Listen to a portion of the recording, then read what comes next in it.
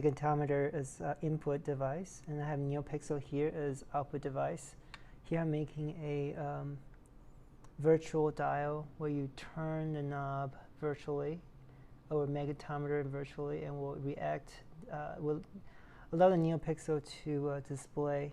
When you see it flashing here, because my code is not optimized for NeoPixel just yet. But as you can see here, it is like a virtual dial that you can turn up and down. And that flicker can go away with some optimization in the code. So I'm going to show you how I made this.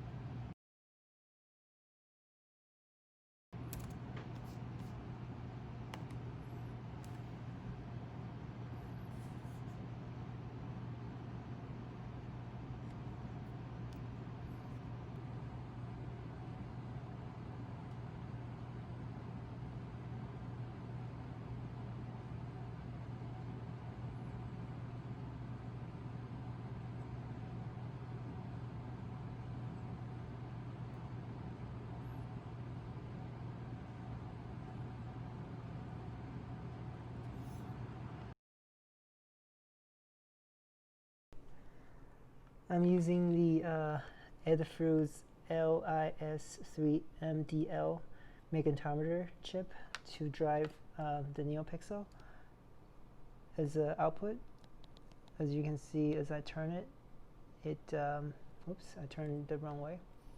As you turn it, it goes up and down based on the orientation of the device.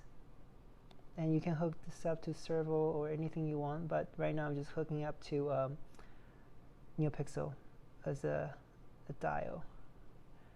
So let me show you the code here.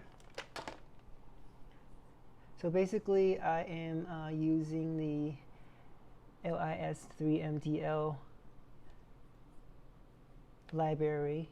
It is, when you add it to the library, you can get it from the Adafruit site, and you can just open a demo. Basically here I'm just combining the Adafruit NeoPixel library with the LSM library. I will post the code below in the description section so you can download it. So here we have NeoPixel and code, and here we have LIS3MDL. I commented out the wire library because we are using hardware on the SAMD51 Theme Plus chip. It doesn't need wire library, so I just comment those lines out for the I2C. And here we have NeoPixel library, and I have a NeoPixel that has 28 pixels.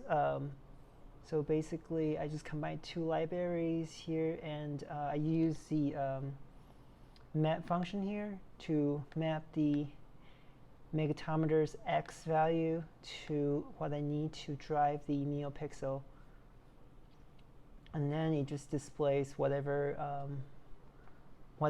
position that it's on. And that's it. That's pretty simple. Input and output weak. Thanks for watching.